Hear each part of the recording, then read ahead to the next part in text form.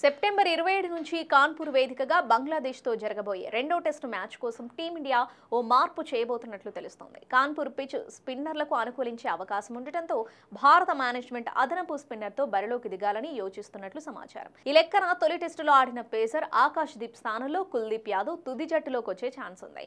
ఇప్పటికే అశ్విన్, జడేజా వంటి నాణ్యమైన స్పిన్నర్లు జట్టులో ఉన్నారు. వీరికి కుల్దీప్ తోడైతే స్పిన్ ఫ్రెండ్లీ ట్రాక్ పై ప్రత్యర్థికి కష్టాలు తప్పవు. అశ్విన్, జడేజా, కుల్దీప్ తో పాటు పేసర్లుగా బూమ్రా, సిరాజ్ బరిలోకి దిగడం దాదాపు ఖరారైనట్లే. బ్యాటింగ్ విషయానికి వస్తే ఈ విభాగంలో ఎలాంటి మార్పులు ఉండకపోవచ్చు. తొలి టెస్టులో ఆడిన బ్యాటర్లే రెండో టెస్టులోనూ బరిలోకి దిగే అవకాశం ఉంది. ఓపెనర్లుగా యశస్వి జైస్వాల్, రోహిత్ శర్మ, వన్ డౌన్ లో శుభ్మన్ గిల్, 4వ స్థానంలో విరాట్ కోహ్లీ, 5వ ప్లేస్ లో రిషబ్ పంత్, 6వ స్థానంలో కేఎల్ రాహుల్ బరిలోకి దిగడం దాదాపుగా ఖరారైనట్లే. వీరిలో రోహిత్, కోహ్లీ, రాహుల్ మినహా మిగతా ముగ్గురు మంచి టచ్ లో ఉన్నారు. మొత్తంగా చూస్తే రెండో టెస్టులో భారత్ ఒకే ఒక మార్పుతో బరిలోకి దిగే అవకాశం ఉంది. కాగా చెన్నై వేదికగా బంగ్లాదేశ్తో జరిగిన తొలి టెస్టు మ్యాచ్లో టీమిండియా 280 పరుగుల తేడాతో ఘన విజయం సాధించింది.